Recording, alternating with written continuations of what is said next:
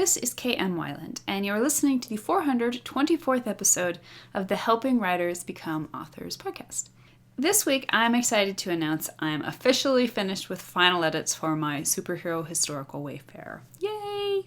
Final edits are always my least favorite part of the process, since they're mostly just moving commas around. Now that that's done, I'll be moving forward into formatting the various versions, ebook and paperback, approving cover art, my favorite part, and eventually doing final proofreads.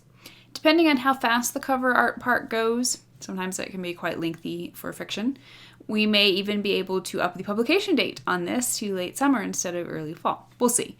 I really can't wait to share this story with you all. It was a fun one to write on so many levels, from its wacky premise idea of basically a Charles Dickens type story meets a Spider-Man type character, to what has felt like some of the most epic thematic stuff I've tackled yet. I'm planning for it to be the first in a trilogy, although the next two books will have to wait until I finish Dreambreaker and its sequel. Anyway, that is what's in the works right now. And now I hope you enjoyed this week's podcast, First Chapter Checklist, Part 3, Introducing the Story. The reason the first chapter of a story is so complex is because it bears a triple load of responsibility. First, it must hook readers. Then, it must offer a compelling and interesting scene of its own.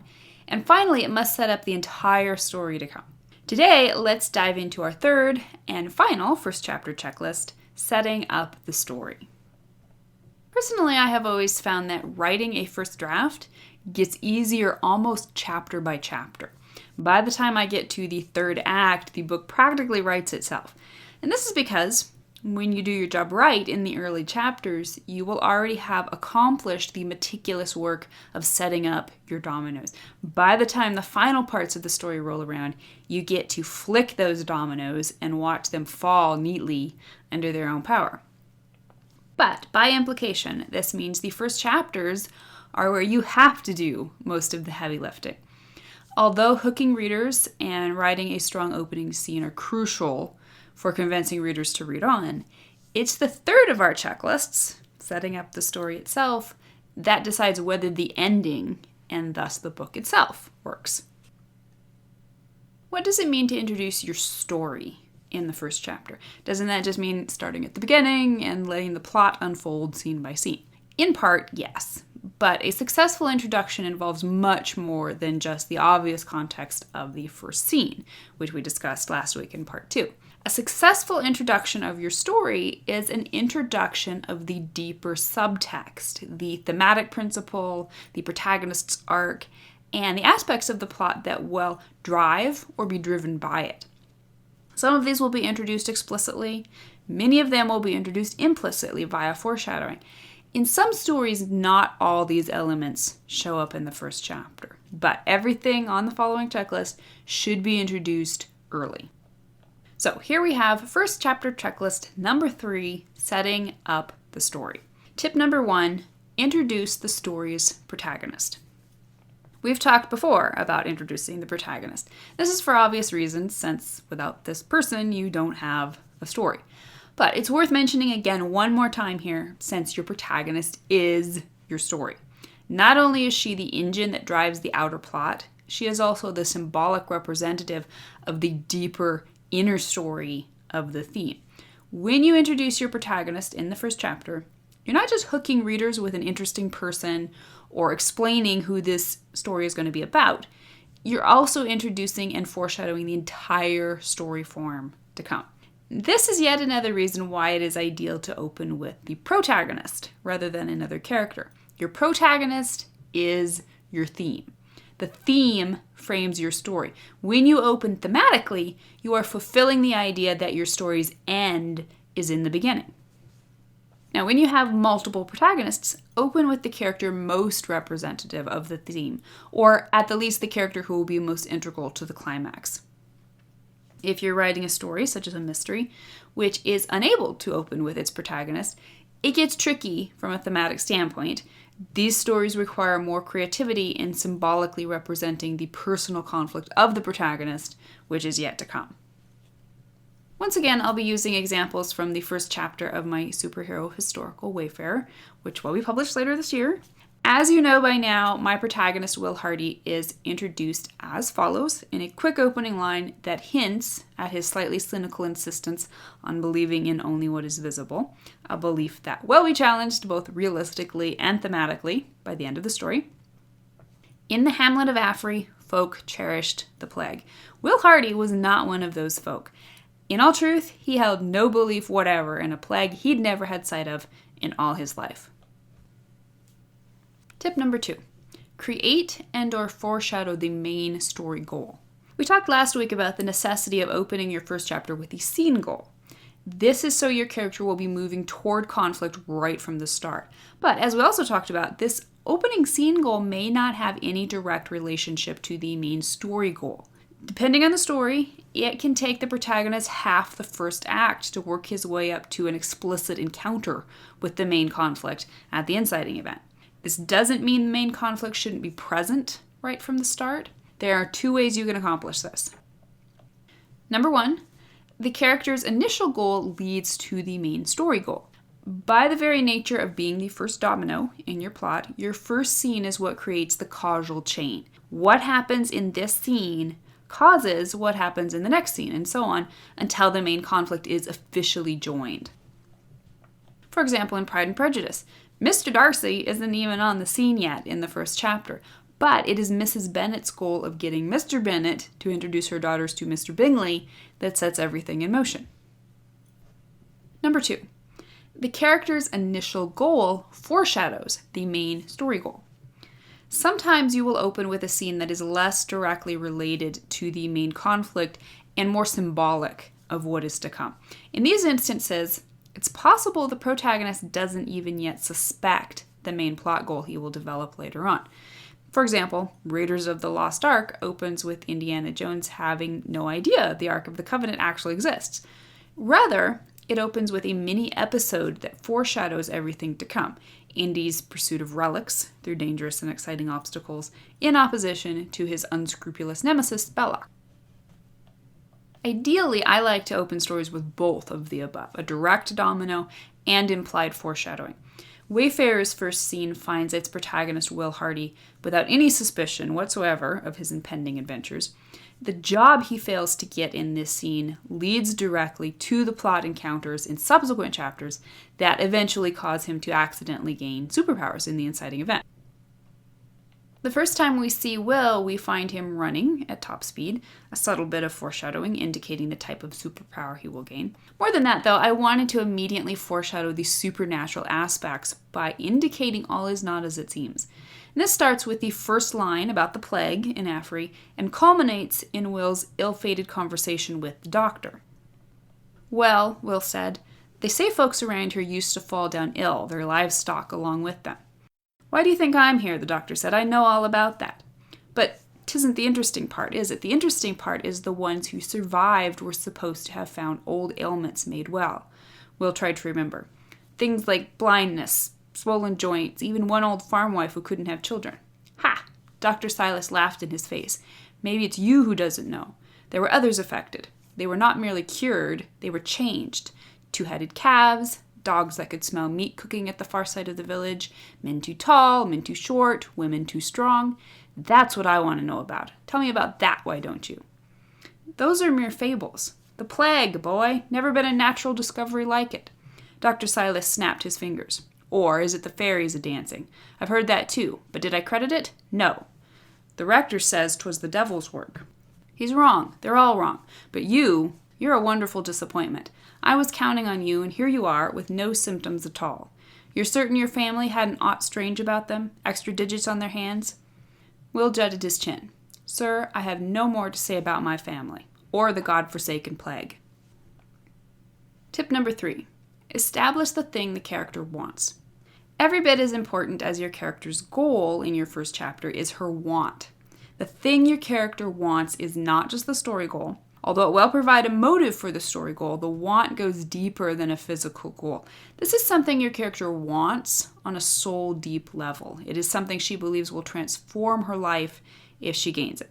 She may be right, or she may be wrong, but either way, this want is driven by a mistaken notion about life, the lie, which we'll talk about in just a second. In other words, This want is deeply thematic. If the character's story goal is the what of the story, the want is the why. The outer goal is merely an external manifestation of this want. It is, in some senses, symbolic of the deeper thematic premise at play. Your character's main story goal may not be explicit from the opening chapter, but her want should be. If, like Jane Eyre, her story goal will be finding a way to be with her true love. Her want might be a deep and abiding craving for love. If, like George Bailey, his story goal is to improve the lives of his neighbors, his want might be a desperate desire to live a full and interesting life. In essence, the want foreshadows the plot yet to come when the character will begin acting on that desire by forming it into a specific story goal. In Wayfarer, Will's want is to grow beyond the legacy of poverty and shame left him by his workhouse parents, and instead become respected by society. This want is present immediately. He is pursuing an initial goal of finding an opportunity that will take him to London. This is not his main plot goal, which will end up manifesting as saving the downtrodden of London from the antagonist, but it is the driving motive beneath everything he does, both in this first chapter and throughout the story. I hint at the want in several ways throughout the story, largely by implication through Will's continuing shame and grief over his family, but also more directly in explaining why he wants this job so badly, both for himself and his debt-ridden adopted father. He'd fight to his last fingernail to gain London. The world started there, and the world was the very place he needed to see. He said, "I've waited all my life for this opportunity." And he thought, "I need it. Tom needs it." Tip number 4. Hint at the lie the character believes. The lie the character believes is the foundation of the entire thematic principle. It is the engine driving the change at the heart of your character's arc. Your theme can almost always be summed up as the truth at the heart of your story. The best way to identify that truth is to first identify the opposing lie. I've talked about the lie at length elsewhere, including in my book, Creating Character Arcs.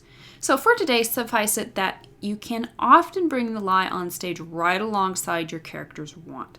The two are intrinsically related. The lie is the reason the character mistakenly believes the thing he wants will fix all his problems and make his life perfect. The earlier you can hint at the lie, the earlier you will be able to introduce your theme, and the earlier you can frame your story in its theme, the stronger the entire foundation will be. In Wayfarer, the theme is that of respect, what it really means, what it's really worth, and what someone really has to do to achieve it. Will starts out with the lie that in order to gain the respect of the world, and thus his self-respect, he must put on the show of being wealthy and socially acceptable. I indicate this primarily by implication through Will's reasons for desiring to get to London, as well as his short temper when Dr. Silas treats him poorly, but also more explicitly in the chapter's closing lines when Will meets a gentleman from London who overheard his embarrassing exchange with Dr. Silas. The man smiled, small at first, then all the way to the crinkled corners of his eyes. "No doubt you've heard that regard is something you must earn." He unbuttoned his coat and withdrew a silver shilling from his waistcoat. "This is what you earn." He filliped the coin into the air. Tip number 5. Establish the normal world as a thematic starting place. The setting you introduce in the first chapter should never be just a setting. It's a symbolic representation of your character's internal starting place within the story's theme. The setting of the first act represents your character's normal world. This normal world represents a specific mindset in the story, one which the character will either overcome, champion, or succumb to, depending on what type of arc he is following. Ultimately, the normal world is a symbol. It can be represented by a physical setting the character will leave behind in the second act, as in Jane Eyre, when she journeys from Lowood School for Girls to Thornfield Hall. A physical setting that remains throughout the story, but which is altered in some way in the second act, as in Monsters, Inc., when Boo's arrival throws Monstropolis into a panic. Or a mindset that changes in some way in the second act, as in Secondhand Lions, when Walter decides he won't run away from his uncle's farm. Whatever the case, your opening setting should be chosen carefully to represent everything that is about to change in the story to come. Wayfarer opens in the sleepy hamlet of Affrey, a backwater place populated by poor farmers, a place that symbolizes everything our ambitious protagonist desperately wants to overcome. The great thing about normal worlds is that they allow you to introduce them casually, with little explicit emphasis on their symbolic nature. I introduce Affrey as I would any other setting, distributing important details throughout.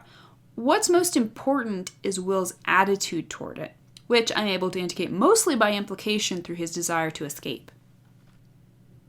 A ride on the mail coach up to London, a letter of introduction to a shipping agent or one of those folks who were always discovering gold in Abyssinia or wherever.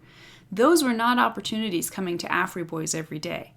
And there Will was, opening his mouth and letting out his temper. He couldn't have pulled his forelock and shuffled his feet and said, "My humble honor, sir, anything you say, why, sir." No, he had to spit it back into the duffer's face.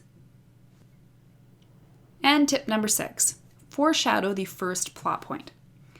Your opening scene will foreshadow many things, even the climactic moment itself, sometimes. But the one thing you should try your best to foreshadow within this opening chapter is your first plot point. The first plot point is the first major turning point in your story. It is the doorway between the normal world of the first act and the adventure world of the second act. It signals the first big shift in your character's outlook. From here on, she will firmly grasp her story goal and move toward it. The first plot point is not the beginning of the story, obviously, but it is the beginning of the main conflict. One of the best ways to know your opening scene is the first domino in your story is to ask whether or not it is the first moment in your character's story that sets up the first plot point. For example, in Howl's Moving Castle, the first chapter immediately begins sowing popular legends about Howl, even though the protagonist Sophie won't meet him until the first plot point. By the time Wayfarer reaches its first plot point, much will have happened, including Will's having gained super speed and having lost what he thought was going to be his great opportunity to become a gentleman. The first plot point itself will be the moment that forces him into a life of outlawry in pursuit of the goal of freeing his master from debtor's prison. This is foreshadowed in several ways in the opening chapter, but most directly by indicating that Will already holds the goal of saving his master, although more as a preventative to debtor's prison at this point. Dr. Silas's bristled cheeks turned red. "You want to rattle the world? That's well, my boy. So do I, and by heaven and earth, I'll do it. You don't believe in the plague? You don't believe in miracles either, I'll venture. Well, you're going to see miracles, boy, and you're going to see them happening right here, because right here you shall be, and ne'er in London. I, for one, haven't a use for lads who think they're princes and forget they're the charity wards of poor common debtors such as Tom Colville." This isn't to do with Tom Colville. Will clenched his fists. Tom Colville's the only reason I'm not dead in the ground with my parents. Tom Colville's one more reason you're still in Affrey and not on your way to London. Dr. Silas tossed his head, nearly dislodging his wig. He stomped to the barn door and pulled it open, then looked back. "But do tell me if you remember any symptoms." Then he disappeared inside and slammed the door. Good first chapters are masterpieces of complex clockwork. Dozens of tiny pieces working together so seamlessly readers won't even fully realize what is set up and what is not. Learning how to put every piece in its place requires awareness and discipline. When done right, it can be literally half the battle of writing the entire story. So have fun. Thank you for listening to the Wordplay Podcast. To read a transcript of this episode, you can visit my website at helpingwritersbecomeauthors.com. And be sure to check back again next week.